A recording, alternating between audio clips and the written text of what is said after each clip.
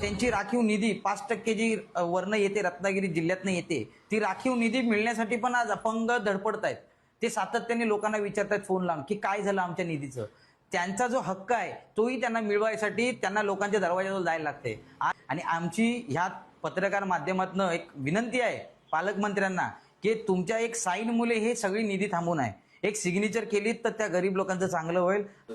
साहेब, चिपळूण नगरपालिकेच्या अखत्यारीमध्ये जेवढे अपंग येतात त्या अपंगांना 5% निधी दिला जातो. गेल्या अनेक महिन्यापासून तो निधी तुमच्या सहीसाठी थांबला असं आम्हाला कळलं आहे.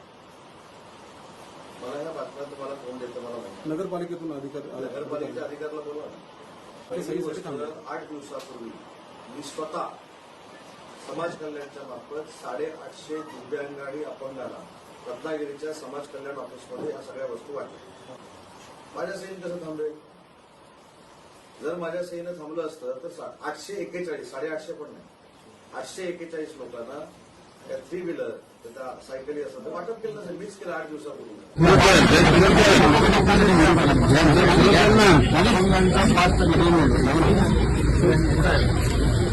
आता सही करून टाकेल. आता याच्या समोर